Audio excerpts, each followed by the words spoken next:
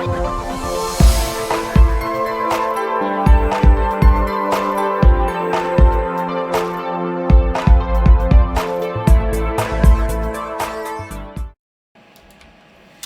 and welcome to Flory Model. Here we are live at 5 on the 1st of September 2017 on has been a really busy day. To be honest, this could be our most technical show to date. I pretty much put everything on. So if this all comes together, I'm going to have a really nice beer after all of this, because we're trying to multimedia absolutely everything. So we're going to be using all the technology at our disposal. It's the first time I've tried everything, so if we do get some blank screens and hiccups and coughs and stuff like that, then just please bear with me and we'll try and sort it out as we make our way. From my point of view, I have been working and spraying and painting, a lot of hand detailing, everything else like that down here, as you can see, actually on the Mosquito. Now, the usual thing with this, it looks a lot more complicated than it actually is. It's actually going together really nicely, no problems at all. The fit, the finish, all these little items going in here, just adding all of this detail as we make our way through. Now, the plan with this one, to be honest, if we go tile fate, there we go, even closer. What we're going to do is do a lot of weathering for this. The references which Tamiya give you, which, don't get me wrong, it's actually quite a nice little booklet, this booklet. It's got some nice little photos down in here, but this is what I call classic Frankenstein type aircraft, i.e. it's mint, it's like brand new. That's not what we want to achieve here. So although it gives you a good idea for colour callouts and everything else, this pretty much is useless from a weathering point of view, because we like to have them sort of worn and weathered. And obviously from my point of view, what I want to do with this particular one is have it looking like it's really worn down, it had a deep maintenance, i.e. it's been around a little bit. So we're going to have it with all the engines exposed. I'm probably going to do a little bit of bare wood as if it's had some touch-ups, things like that. So what I might actually do is try and be a little bit clever with this. Again, this is one of those things that's sort of work in progress, to sort of bear with me. But what I'm thinking is some areas will be in wood effect actually on the outside of it, perhaps fuselage sections, wing sections. Some of it will look like it's in primer, and then obviously a lot of it will be heavy weathered and just worn down, and just generally wear and tear that the sort of mozzies would get being from wooden construction and things like that. So from that point of view, we're pretty much more about the weathering. But generally down in here, as we go through it, it's going to be really nice. And just these test fitting of these parts down in here, this is actually the resin gun front on this one, as we were saying, putting it all together. And we got this other little guy here which needs to be unmasked yet for that little rear window, and all the items that we'll be throwing into this one, and we've been hand painting up and going through the motions of doing them. It should be quite good. We've got the seats, we're going to be going in there with these guys, so we've got these gorgeous fabric seat belts, everything, which will hopefully give us a really nice look to the kit. Because if I'm honest with you, the downside to this actual kit is these, the photo etch stuff, although it's nice, again, it needs to be painted up and done yourself. I just find Tamiya's, this one, to be honest, isn't as bad as others, but I just find that Tamiya's photo etch tends to be a bit on the thick scale. This sheet here, sheet B, is definitely thinner than A. A is pretty much structural stuff, but it has got structural stuff down in here, as we can imagine. But B is a lot nicer, but it's not quite on par yet, I think, with something you get from Ed Ard and that type of thing. Although it's nice, it's just not quite there. But we have got some lovely resin bits and pieces we're going to be poking into this one. It's just one of those things. It's really time consuming because we're doing this point, but once we get on a roll, we start to get things moving with this one. It should come together very quickly as we make our way through, but generally we are getting there with it. The other thing today is obviously part 9 is, and this is where I'm going to tempt fate here, because this is where we're going to be working on, if I can find my mouse even, it's on the wrong screen. Okay, so over on part 9, theory, there we go. If I go there, you should still be able to hear me with any luck, because this is where it normally falls flat on its face. But usual thing, go over down into here, and we're going to go into video builds. Okay, and then what we've got, we've actually got down in here, and again, if we just zip down, we've actually got part 9, which is going to get you right up to speed with painting the flanker, the F-16 even. So usual thing, we've got the primer going down on there, good old-fashioned XF19 with self-leveling thinners, and then showing how I did this mottly type effect on the top of the F-16 down in there like that. And then obviously you can just pop in here and you can watch it pull on the trigger, so I'm physically not wasting paint. Okay, otherwise what can happen is you put it down, it goes airborne, and it goes into the trouble we've been having with this one is that technically when I click in there and we do things like that, you can't hear me what I'm saying and things. So hopefully, fingers crossed, we're all still working today. So that is up with you right now. So I said that's going to get you bang up to date with me with the actual F16 build. I am waiting for decals. We can do some other things to it. So as we're making our way with the Mozzie, we can do things which, you know, things like the undercarriage still got to be done. We've got to do weapons fit. But I'm really just waiting on the decals to come in. So I want the decals to come in so I can weather them in with the next coats of actual painting and everything else with that Have Glass 5. Thank you for all the kind feedback on it. Really did enjoy it. It's one of those things where when you're using a new product and you're using new colours that you're not used to using, I've painted hundreds almost, well, it feels like it, F16s in my time and things like that, but doing it in something completely different is really, really nice. It's like doing aggressors and stuff. It's actually really nice to throw yourself into something a little bit different and things like that. But generally it's coming along well. One thing to point out, because we missed it on yesterday's, this is the canopy. Do you know we were doing it? It's not perfect because, to be honest, it had bits in it and all the rest of it. But that's what we were talking about, that canopy. You can probably catch them in the light. These are bits that are floating around because I just dipped it really quickly and left it out in fresh air. But as you can see, it came out really very nice with that one. So that's how your actual canopy is on there.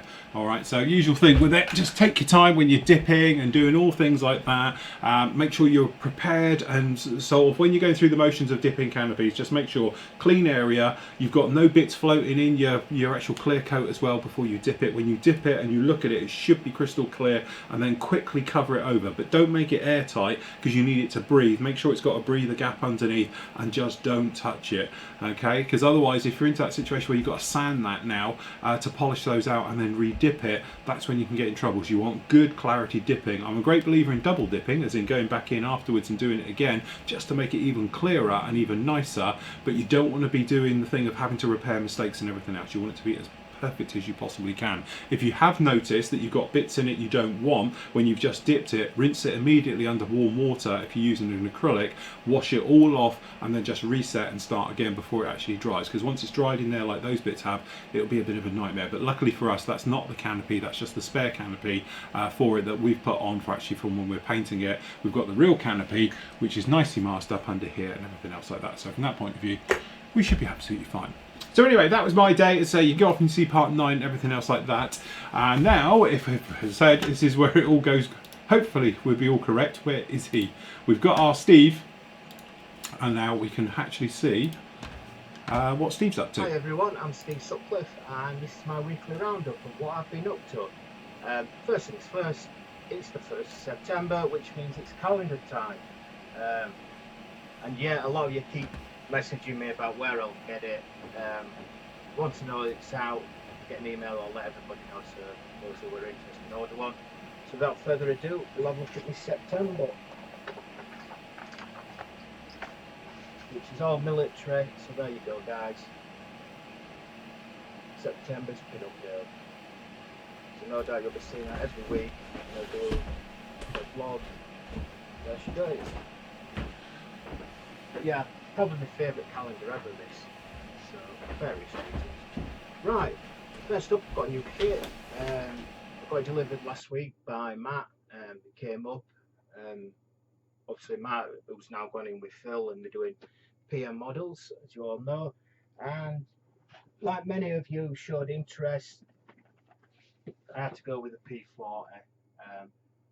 Obviously Matt ordered these along with Phil's, and yeah, it's absolutely fantastic. I can see why a lot of you are after this kit, and from what the guys are saying, they could have sold God knows how many hundreds of, you know, really high demand for this wonderful kit. I'll be doing the box art. I love that skull.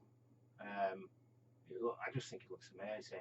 And what I'm wanting to do is, I've already bought the P47. I bought that earlier in the year, and that as well came with the kind of pin-up girl nose art and the artwork, etc. So my intention is, whenever they bring one of these 1/32nd World War II planes out, is to buy it, build the kit as the artwork is, the box art is, so they match up, and I will be getting the frame print framed as well. I think they look amazing. The guy who does the artwork, is it Romain Hugold? Sorry if I pronounced your name wrong. Stunning artist. I just love his artwork. So yeah, I'll be building this very soon. So that's it for kit news. The next thing I want to talk about is the Tomcat. Now, I've got to the stage where I've been putting the undercarriage and the gear doors on. Now, when the gear doors were on, I first put on, I used Deluxe Materials Plastic Magic Glue, which is absolutely fantastic. As you know, you can put the glue on first, and it does take quite a bit to dry, a bit longer than Tamiya, so you've got time to remove the parts, position them. And to be honest, I think it's a wonderful glue. It's my go-to glue now for when I'm doing the construction phase of a normal plastic kit. However, there is one problem with it. It doesn't, it's not hot enough to melt through paint and get down to plastic when you're gluing two parts together. So basically, the gear doors are being painted. I've got them all nicely painted. Obviously, the wheelbase are being painted. And when I went to glue the door to the wheelbase, and it went well. The doors went on there. Thought brilliant, looking good. Anyway, later on, it were only about 20 minutes later, I went to start putting a wash on for the undercarriage, and the doors started falling off. All the doors where I'd used Plastic Magic fell off. Now, there were a couple I used a bit of super glue and they stayed on. And I actually looked at where the mating surfaces had been, and the glue hadn't melted through the paint. Now, you'll notice when you use Tamiya glues, really hot glues, what they'll do is they'll dissolve through the paint, get down to the plastic, melt the plastic on the two bits, and that's how the two parts weld together. But Plastic Magic, for some unknown reason, didn't penetrate through the paint. I then tried it with Tamiya, and that just went perfectly and glued it together. So basically, if you are gluing two parts together that have got paint on them, if you're using Plastic Magic, you'll either have to sand the paint off or use Tamiya Extra Thin or something similar that's really hot glue. I was quite surprised actually, but that's the only thing that I can think of as to why the doors fell off. They just didn't glue at all. So yeah, so there's a little bit of advice, a bit of a tip. As for the Tomcat, I have to be very careful here or she'll slide off this base. She's looking like that. We've got the gear on, and basically she's all, the only thing I need to do now is add the canopy, add the ACMI pod, the ALQ167 pod, and the ladder and the arrestor hook, and that's it, and then she'll be done. Really absolutely love how she's turned out. I think this colour scheme really suits the Tomcat. I have added resin seats and pilots, and basically I think it's Aero Bonus that do them. And what it is you get the pilots already moulded onto the seat. It comes as, obviously you get two seats pilots, but they do a whole series from Tomcats. I've used them in F4 Phantoms. They do Russian aircraft as well, and it's really good because the pilots all come as one piece.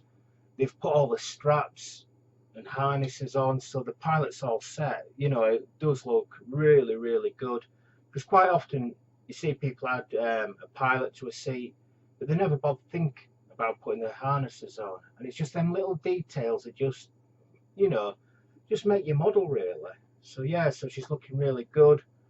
We've got the engines on as well, so they're looking nice. Like I said, I have to be really careful because she will just fall off. It's a bit this isn't the best thing to display it on, it just slides across it, but yeah, she's looking really good, and I'm really happy with how she's turned out. So she should be done this week. Well, to be honest, I'll probably finish it off tomorrow, just put the steps on, put the ladder on and the other little bits, and yeah, she can then go and get displayed and then wait for the cleaner to knock it off and break it. I never said that. Okay, so next week what I'm planning on doing is cracking on with my FV434. We need to get the washers on and get the weathering done. So that's got to be the main focus over the next week, 2 weeks. Whilst the washers are drying or oil paints are drying, I'll probably make a start on my next aircraft, which has got to be the 1 to 32nd HPH Models Walrus seaplane. It's obviously a multimedia kit again, full resin, comes with everything. You know, you've got your colour photo etch for the cockpit, normal photo etch, fabric seat belts. You know, you've got everything in there. So I'm really looking forward to building that and giving it a go. I haven't built an all resin aircraft before, so well, fellow I've built one, but nothing on this scale. I've not built one of HPH's kits before, so I'm going to be interested to see how it builds, and yeah, really looking forward to it.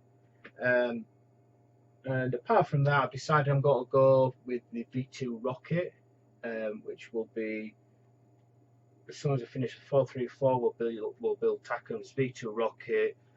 It'll come on its launch trailer and also the little Hanamag tractor unit to go together, so it'll be a nice little display. We'll have to find a nice little base to put it on.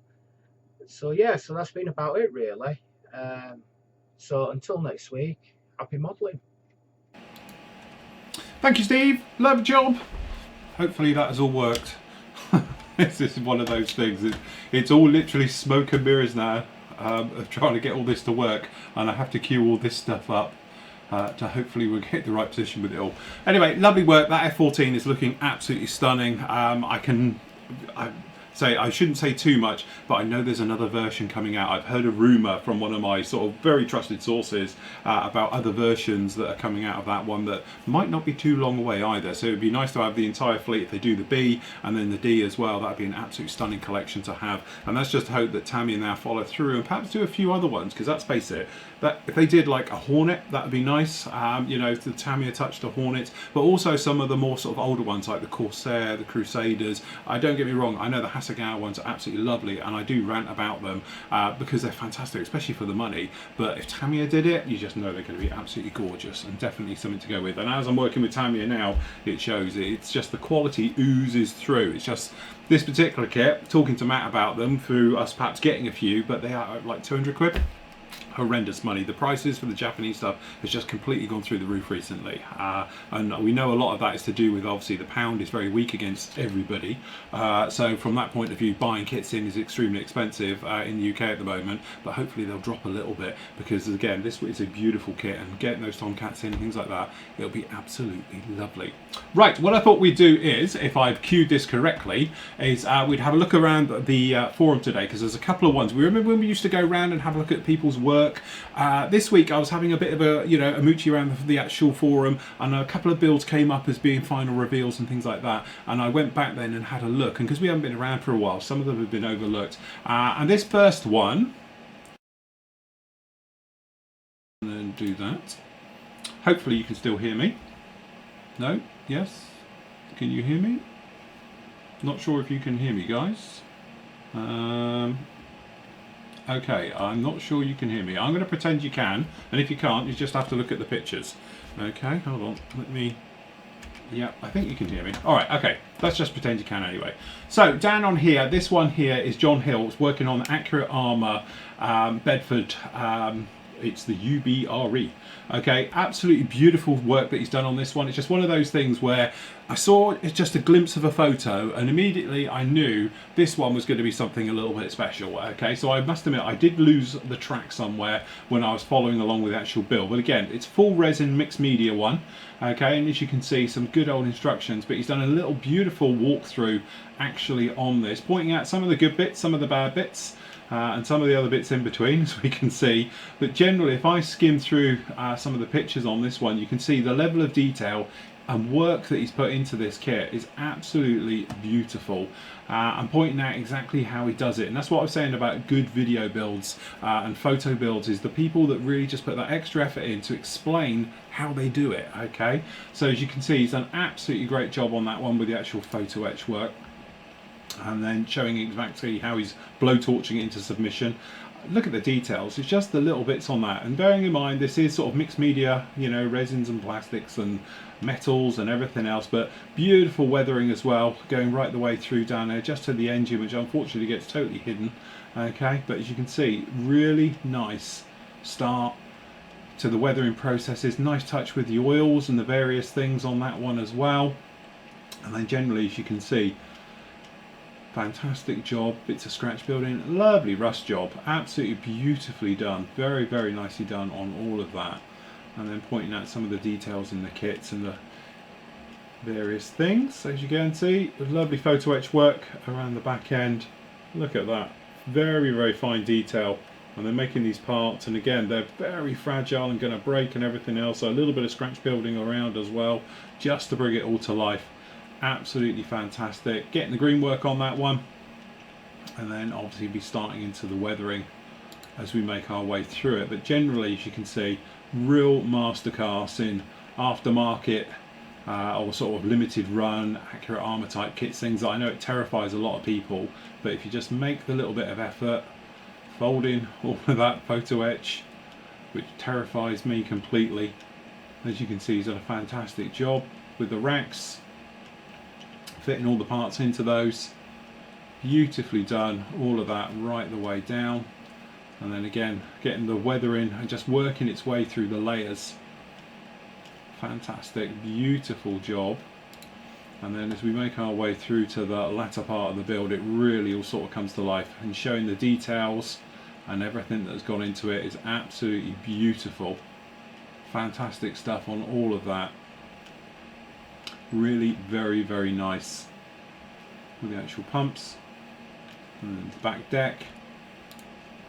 And then now this one is actually going to feature on the video at the end of the show as well, but as you can see, very, very nice, well worth going off and having a look at this one, taking time to read right the way through it as well. And again, some nice little pickups and little touches, various things, just little bits of pigment there just to add those little layers. And that's what I say a lot of the time when I harp on about weathering, is that if you put the little bits in, it's the little bits which give the big impression. All too often people go over the top with weathering and it just kills off all the little details. You want the nice little details just to shine through. And again, beautifully done right the way down to a nice detail with the fire extinguisher being put in. And there's the final one. Again, please take your time to go off and actually have a look at that particular build. Am I on the right page? Where are we? That's it, we want to go over there. Because again, it's one of those things where some of the guys, they put up fantastic amounts of work, but you can take what you want from it and then use it with your own builds and stuff. But something like that, again, if you're a bit terrified about, you know, when you get just a bag of bits and that, you can see obviously what Steve's done, but you can see what other members have done as well to turn those into something that is really very, very stunning. So I highly recommend you go off and have a look at that, or just have a look at the final reveal photos with it as well, because definitely well worth having a look at that one.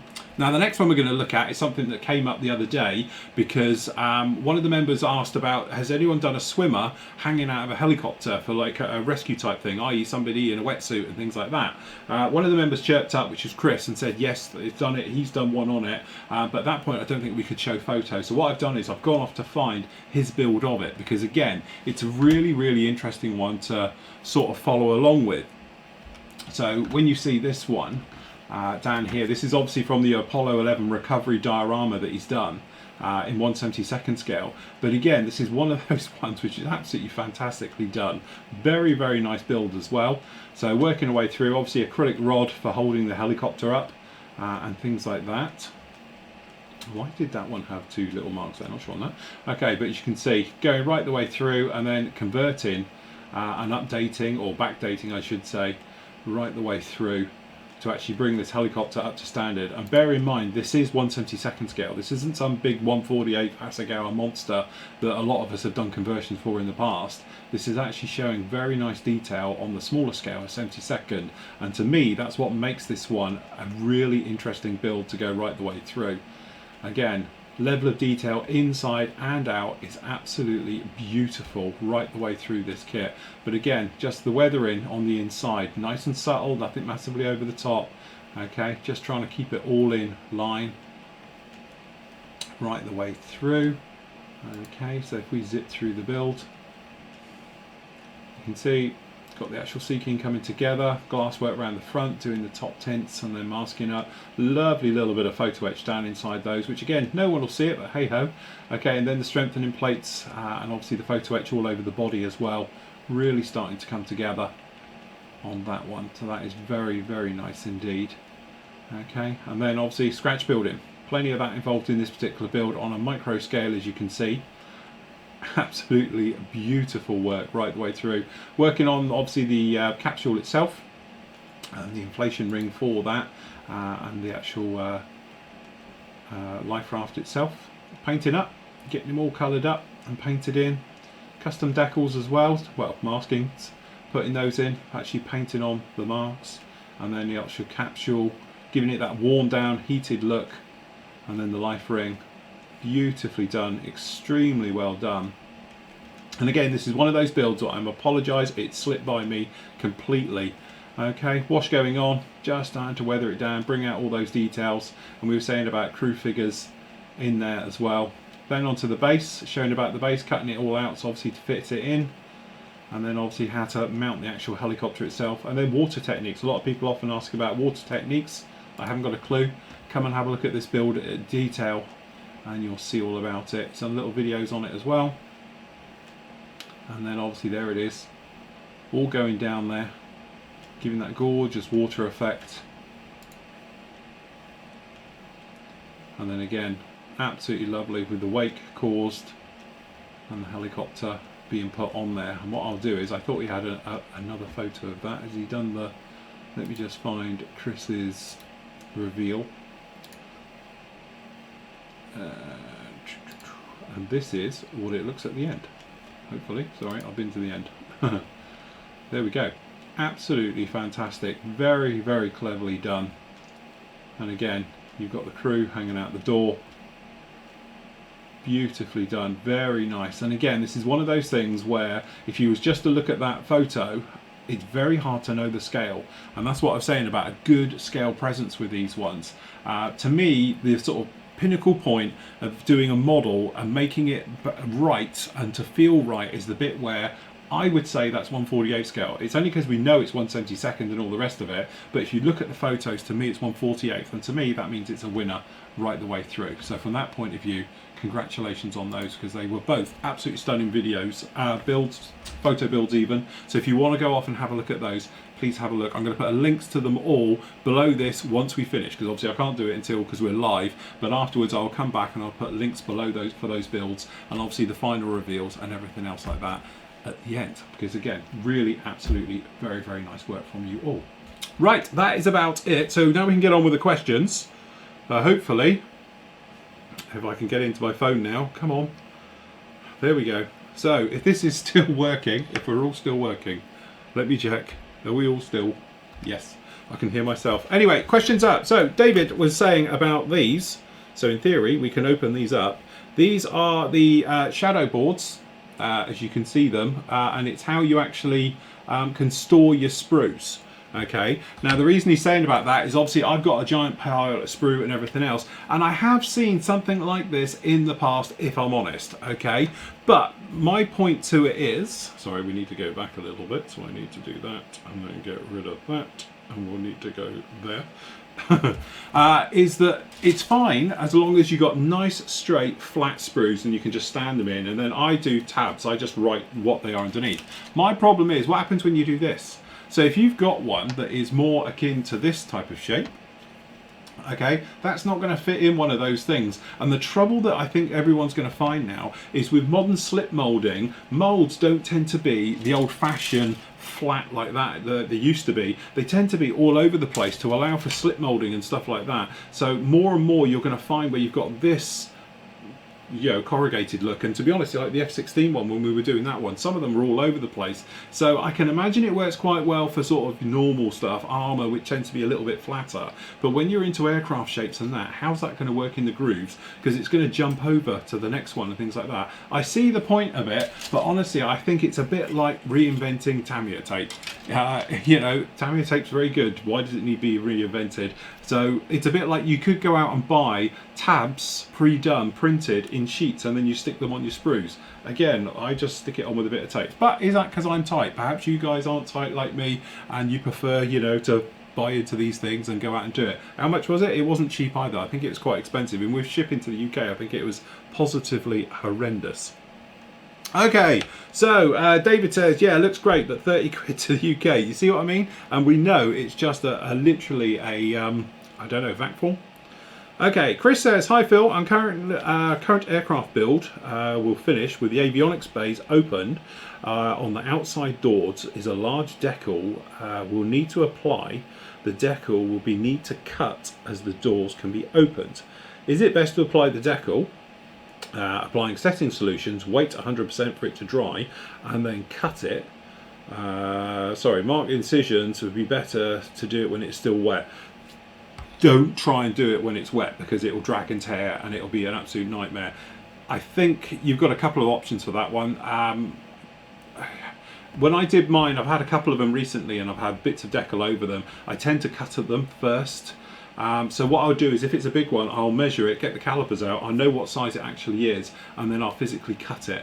And then I can actually line it up and put them down and then just marry them up. So if it's a square one and it's right in the middle of it, I will cut it to the size I know that hole is, and then I'll put the decal down over the top, we'll put that one in, and then obviously I'll use the other one around. The other way of doing it, if you can, is to pack it out so you can put the door back in, and then you can just cut around it and do it that way if it's a nice close fit. But the trouble is, if you put it over it and there's nothing behind it, what can happen when you put setting solutions, it will stretch and then could end up being a right mess and all the rest of it. So personally, I think it'd be better to sort of cut it out first, put it on, and then do it, then make it wet, slide it off, put it on. But don't put it on there then try and cut it, because chances are you're going to drag it, and if you drag it and it tears, it can just be one of those things, before you know it, it's a ball and you've screwed it up and thrown it away and having to go with the plan B or something else like that. But I've done them before. When we did the A10 for instance, so you've got the big panels that are open, it's on a corner, so what I did was measure it, cut it to where it was actually on the paper dry,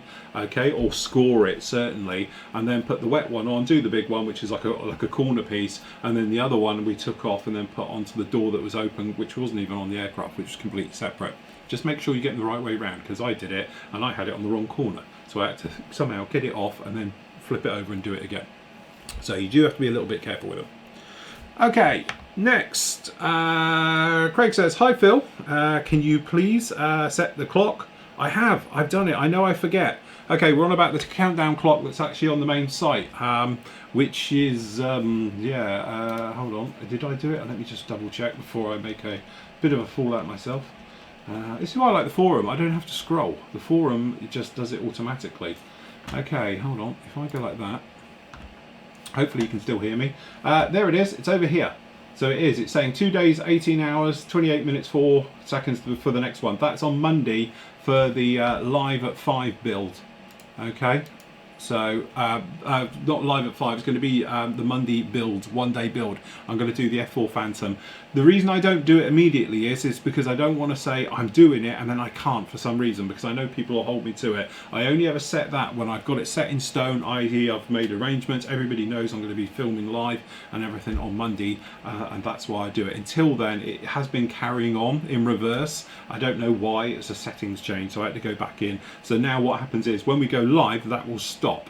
Okay, and then don't forget, if you want to see us live, easiest way, go live streaming area on the main site, you can see it there, or just do it in the forum as well under live streaming and you'll find us in there. So if you're ever wondering where we are, we're like live at 5 now, here we are 5:30, we're streaming live on the main site and in the forum as well.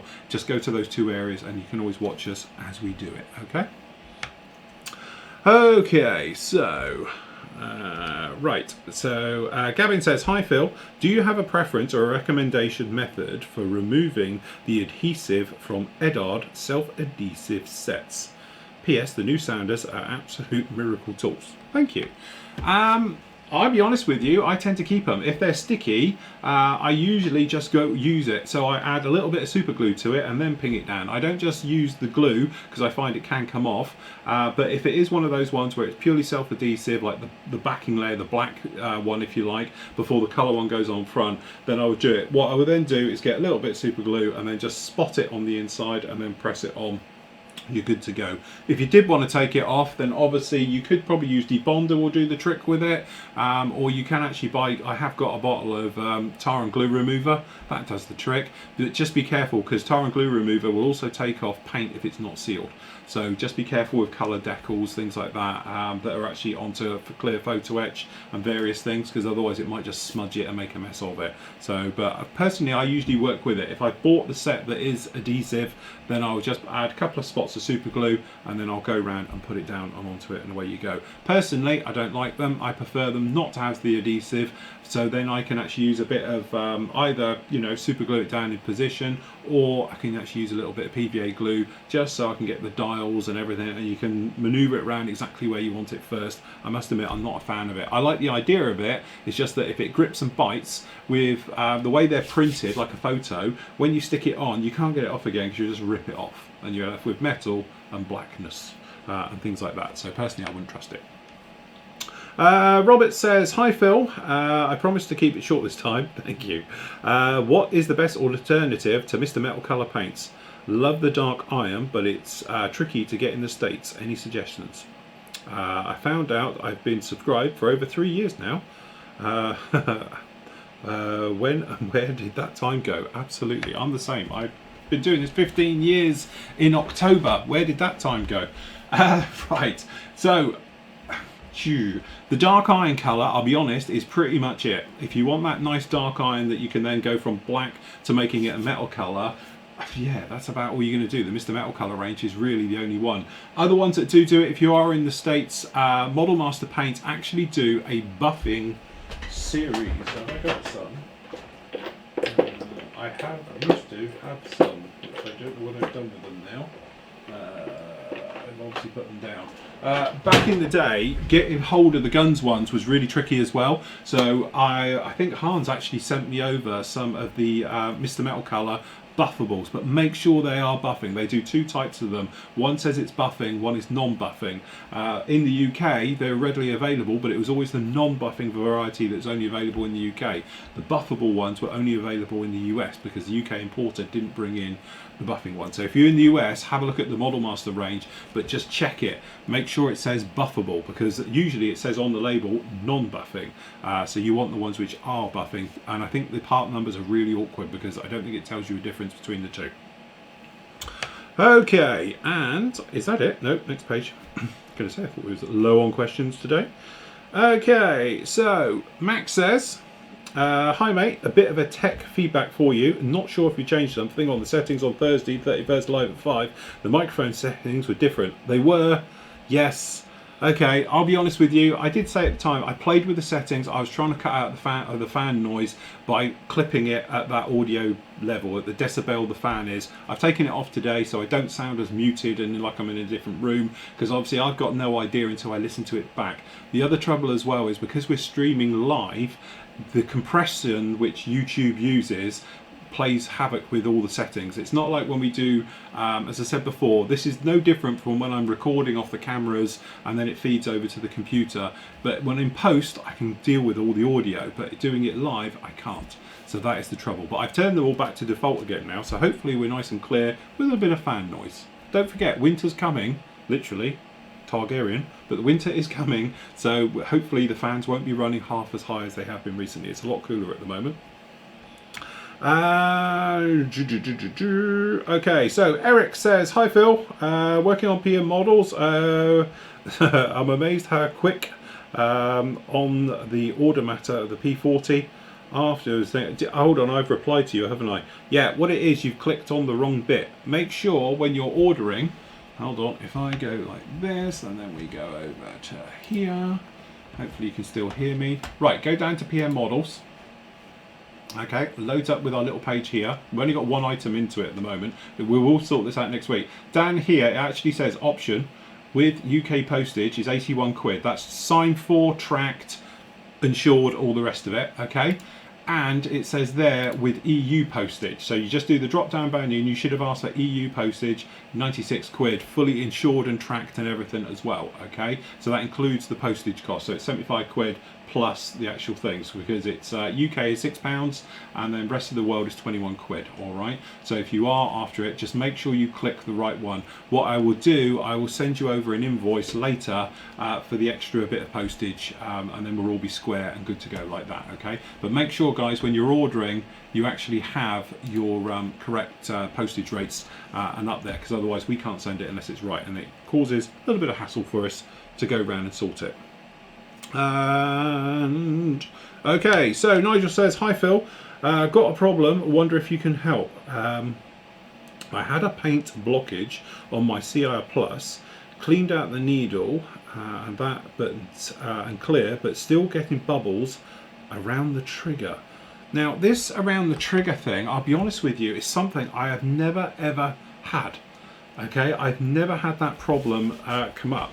All right, so, but what I'll do is I'll show you on this one. Okay, so here we have mine par. Okay, so if I just whip this off and then we'll whip the needle out, and to be honest, we'll go the whole hog. Okay, take that out as well.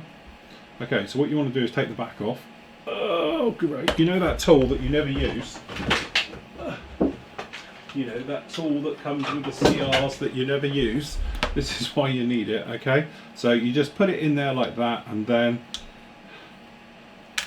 counterclockwise,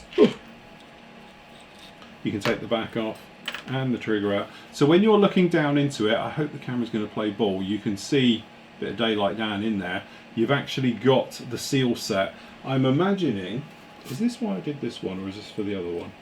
No. Do you know what? I did this years ago. I cut the top of one of these so it fits into here if it goes. Do you know what? It still does. This is a blast from the past because I did that for the Evo all those years ago. So what you do, you take this guy out. Keep going. And then you will be left with this. Now there's a good example here. I don't know how well you can see it. There's a little bit of deformation, or deformation I should say, on this seal. So if I just try, because actually it actually works better than I thought. Let me just try and get this camera right in. Okay, so you can see that seal isn't sitting in there properly. You might notice that it's all over the place. Now don't forget, this isn't the CR Plus, this is just the CR, so it's only got one seal in it. Or is it two? No, it's one. And you can see that that seal is a bit of a mess. Okay, now the chances are this is what's happening. It's this seal isn't sitting in here nicely. It's a bit like mine probably, although mine hasn't leaked or anything, and it's actually squishing out to one side. And what's happening is you're getting back pressure in the actual chamber itself, and then you're either getting bubbles up here at the top, or it's coming out the back. If it's coming out the back, that's really bad. You really shouldn't be getting any bubbles out the back. Okay, so what we'll do is, hopefully I've got another seal. This is the bit where I panic because I haven't got a seal. So what you need is grab yourself a seal set. So this is the one you want. It does them all, it doesn't matter. This one, it says CR for Infinity, CR Plus. It's the same thing, doesn't matter. Okay, and then you've got your little Teflon seals in here. This is little guys here. And then what we'll do, you get one. And here you get a little git. Okay. Take out your seal, get rid of Mr. I'm Horrible. Okay, and to be honest, I'm just going to give this a bit of a rub around here just to see, make sure we've got no nasties and horribles and everything else. And then this will sit on here. Then here's a little tip for you. Take your needle backwards, okay, and then thread it through like that. Okay, so you thread that through. Then you stand this up, and it won't drop off because it'll hold it, okay? Then what you do, you put that in there, in your rill, okay? And then pull this right through, so like you're sewing, okay? So that goes in there like that now. And then what you do, you just come with this guy, which technically you should use a proper size screwdriver. In fact, I don't want to wreck this for the sake of just trying to be smart here. Okay, and then just come down in here with a screwdriver, Okay, and when you're doing it up, do not go in there like a bull in a china shop and screw it up too tight. Okay, you just want to go in there until you feel it get resistance. So that's pretty good as far as I'm concerned. Alright, so that's in there like that, and then you should be able to just screw the front on. Let me go for a wider angle for you. Okay, get the front all in there like that, and then obviously we want to pop the trigger in. And it's always handy having a pack of those seals just lying around. Okay, so that's in there, and then we'll just pop this back in here. Making sure, and it's always a good idea to go in and lube and all your stuff as you would do this for the first time. Okay, so you want to push this needle through, but you need the needle to slide in there. Now that is really quite tight, so that's too tight. So what I'm going to do, to be honest, we're going to reverse that, because what I've done is I've squashed it too much. It's over tightened because the needle's just not sliding in there. So I'm just backing it off a bit. Okay, let's try that again. Because if you can't push the needle through, it means it's all pinched and it's horrible and it's not going well. Okay.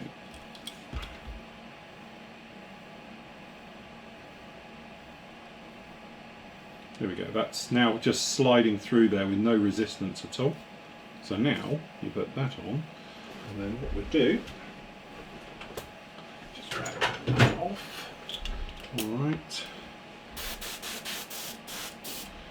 Okay, so we just grab some airbrush cleaner. So what we're looking for is that we haven't got any bubbles in the top. Okay, so we don't have any bubbles coming up when we go for air, you can see. And then, and I've certainly got no bubbles coming out the back. Okay. Okay. So that is it. I'm happy with how that is flowing through, and it's nice and loose as well. It's not in a situation where it's chopping about. Okay, so there we go. Happy with how that is. We put the back on, but it should be all snappy and loose, and it doesn't jam at all. If you're putting it in and the needle and it's sticking, and you're into this thing where, you know, you've really got to push it in through there, then what's happening is chances are that you put the seal in and it's squashed and it's donutting. And as somebody who suffers from sciatica pretty bad, I'm acutely aware of this because it's what my spine does. Okay, so what happens is it pinches on my sciatic nerve, and that's what gives me leg pain and all the rest of it. But it's the same thing because it's pinching then onto the needle, which means the needle isn't just flowing. It's actually being pushed then against the side wall.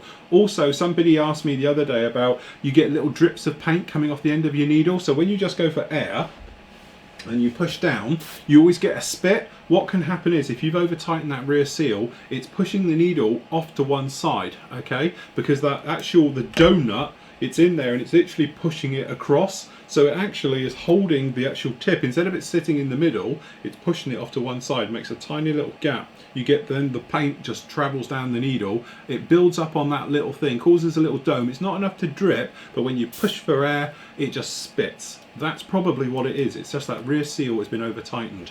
Okay. The other thing as well, that if you get the CR Plus seals, the Teflon ones, they are a little bit thicker than the normal ones. But again, if you take your time and you don't ram them in there, you should be absolutely fine with it. But again, it's just one of those things. If you take your time, have a play with it, see what settings work well for you as well. So don't be afraid to do like I've done, undo it a little bit, reseat it. But if you have trouble pushing that needle through, then it's too tight. Just slacken it off a bit, try again, but you don't want it too loose because you don't want it coming away. So it's just finding that little sweet spot. But as far as I'm aware, nobody makes a torque tool or anything else that actually sets the correct pressure for when you do it.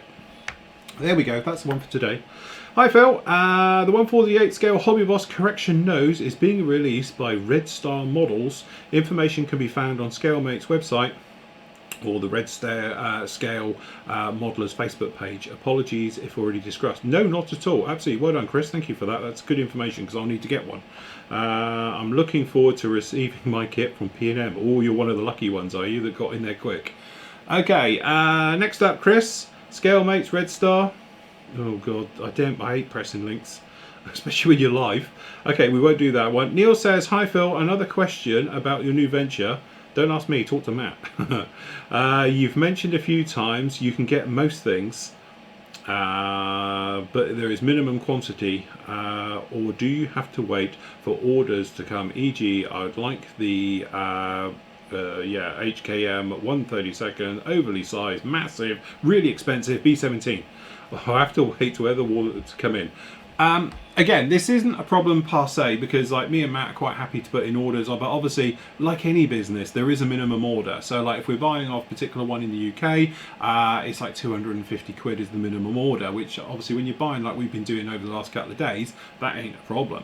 All right, but if we're doing more specific companies, some of them don't give us huge discounts either. A few of them only do 10%. Okay, so by the time we've had to get them, for instance like that particular kit, if we went direct over to Hong Kong to try and get it through Hong Kong Models, then obviously we've got to allow for shipping to come in, and because we wouldn't be buying 100 of them, the shipping's going to be really expensive, especially if we airmail it, because then obviously if we've got a situation to say by sea for one kit, it'll take absolutely forever, and you're not going to want to wait that long, and we don't really want to be sat around waiting that long for kits to come in either.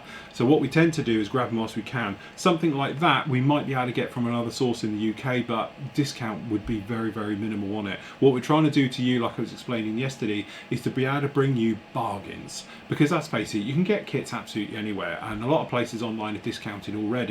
What me and Matt have said is that we're trying to do it to be able to bring you, like we did the P40, you know, that is actually, it's 25 quid, 30 quid off, you know, and originally we were hoping we'd be able to get more at that really low price, okay, but obviously we couldn't, but we've still got them at quite a good price. And then obviously if offers come along with our buying power and bits and pieces like that, we should be able to do a little bit more. But bear with us, me and Matt have got plans of grandeur that maybe we might be able to go direct with a few bigger companies, things like that in the future, so we might be able to pass those discounts on direct to you and everything else. But again, it's just one of those things. To save the Flory effect hitting you and your time introducing the new kit, could you give us a few days notice of what kits are coming up? It might reduce the spike somewhat. Okay, alright, if you want to know, we've got a load of SU33s coming in. They should be in pretty soonish. So that is going to be our next one that will be due in soon. But again, we don't want to talk about it till we've really got them in our hands, because sometimes we're getting them from sources and they can take a while to turn up. So we might put the order in, but it might take a month for them to come in, especially if they're coming from abroad and things like that. But the next big one we got up for next week is going to be the Sea Flanker, the Kinetic SU33. We've got a load of those coming in at a good price as well. So bear with us with those ones. They should be in hopefully mid to late next week if the company gets there. Bottom in gear, shall we say. He also says, P.S. The advert, anything occasions of bias of your new kit reviews. Here's a wonderful kit, and now you can buy it here. How about selling some kitty thoughts to balance it out? If you want, we can get. If you would like us, we could get Kitty Hawk in, but honestly, from my point of view, it will not be a bias thing. But obviously, I'm not going to stock and flog junk. If I think it's crap, obviously we can get it in, but I'm still going to say it's crap, even if we could make really good money on it, because at the end of the day, that's what I do first. As I said, I'm a modeler first, businessman second, okay? So from that point of view, fear not, they will still be fully impartial reviews and all the rest of it. And to be honest, we've had a couple of people ask for stuff that I've said, really? You want one of them? It's horrible. You know, but you know, if that's what you're into and you want to do it, obviously we can get them in. Not a problem. Okay, Jonathan says, hi Phil, loving the new kit. It brings a bit more pizzazz to the presentation somewhat. It's more less than graphics card on the old chunky desktop. It is, it's definitely a lot better. Apart from I could get rid of the sound of the actual fan on it, I'd be well happy. Quick question, what is the best glue for HGW fabric belts? Okay, I have them right here. I will be using them probably, well, it might be Monday now, but to be honest, I tend to use either a little bit of PVA, I find that works quite well, card glue actually amazingly, or funny enough, just super glue. but very sparingly, because obviously you don't want to put it down too hard so it goes like rock hard, but if you put a smidgen on this, it holds it together really, really well. But watch this space. I've done it before in other builds, but usually I'll use PVA glue on it and just like weld it up together. It's probably what I'll do with this one. We'll be tackling this because obviously they need to be fitted to the seats. We're doing it without a crew, so they're going to be hanging loose. So what I'll do is weather these up as well. We'll give them an oil wash, you know, knock the hell out of them, roll them up in the palm of your hands, make them really, really soft. Then we'll put it all together and then they'll hang naturally, just the same as we've done with the, what did we use them on? The FW190 had them, we did them on that, and obviously on the Typhoon as well. So have a look at those and we can go into that one. Okay, this is Green. He says, hi Phil, first chance to watch the live at 5, brilliant. Then to watch Gloucester versus Exeter at Kingsholm. The perfect evening. Good luck with the P&M. Looking forward to the future items. All the best. Enjoy the rugby. Right. Jorg, is it? Jorg? Jörg? Probably Jörg. I'm going to go with Jörg. Okay, sorry. Just for your information, this weekend's 20% discount at AK Interactive. It's a good chance to get some examples of the frequently asked questions books as a bargain. That's fantastic. That's a good idea actually. So thank you very much, Jörg, for that one. Also, I've got to mention our good friends at Models Are Go. Obviously, you've probably known John and Mandy for many years, like I have. Lovely couple, met them many, many years ago, walking aimlessly around Telford like lost sheep, and now they turned it into a business, which was great. Unfortunately, but it's got a silver lining for this one, they are closing down Models Are Go. Now, thanks to them, we've actually got a promotion with Flory Models where you can get 25% off all stock for the entire September whilst they sell up and all the rest of it. Full details are on the forum about it. I can't remember the promo code off the top of my head, apologies, but it is on the forum. Just remember, when you put the promo code, remember to update your basket at the end, otherwise it won't take off the 25%, okay?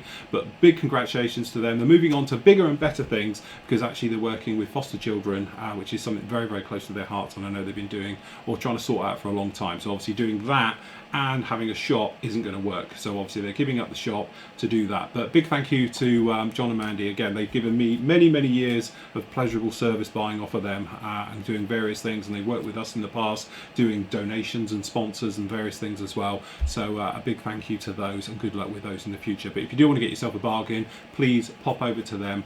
I know they've got paint on sale at something like 33% off as well, but don't forget, members, you'll get 25% off absolutely everything they've got, and they've got some really good stuff there like Rosie the Riveter. Go. F clamps, those, remember these clamps? Go and see them, they're all there. You can go and get them really, really cheap, but again, it's only going to last until the end of September, so you've only got a couple of weeks, well, a month, and then you can get going with that one. So good luck with that.